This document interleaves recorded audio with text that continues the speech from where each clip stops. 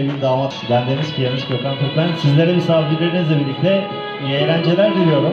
Evet değerli misafirlerimiz, sizlerden bir kez daha sevgili gelin hanım ve damat beye kuvvetli bir alkış rica ediyorum. Teşekkürler.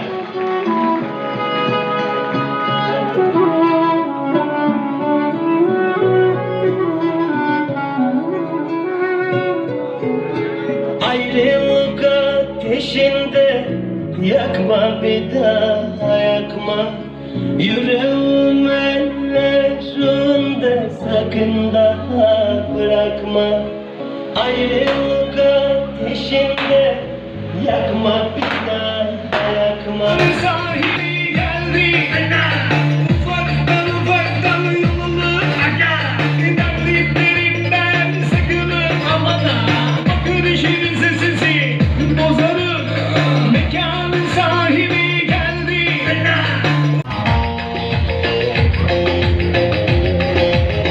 Gide gide bir sözde dayandım dayandım.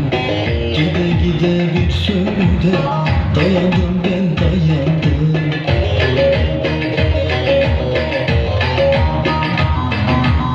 O sözün anlarına boyandım, gelin boyandım.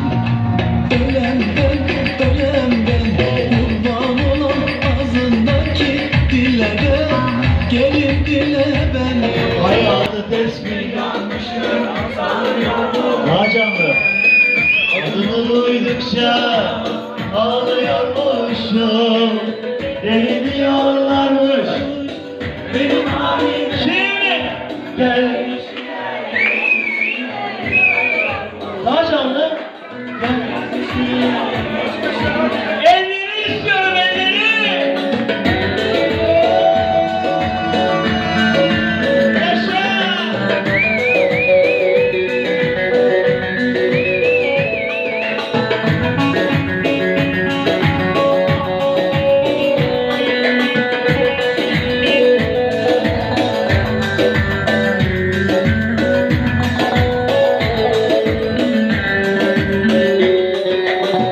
Akan gözyaşımı kurup diyorlar.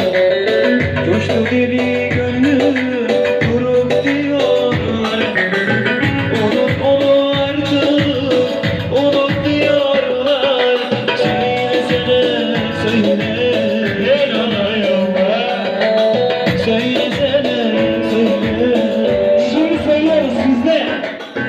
Hayatı tesbih yapmışım. Adını duydukça ağlıyormuşum. Beni diyorlarmış benim halimden. Gelmişine Geçmişine. sayıyormuş. Ha. Geçmişine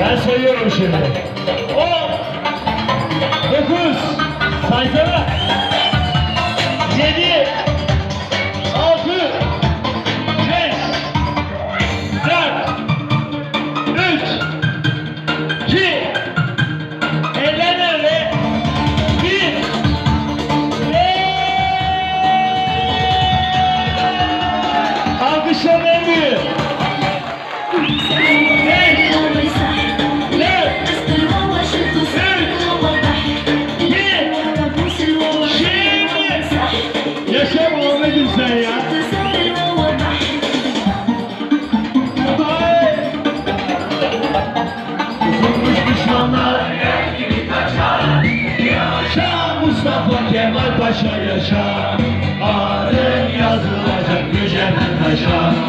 Yaşa Mustafa Kemal Paşa yaşa, adın yazılacak Yücemen. Bu akşam İzmir'i sallamıştık.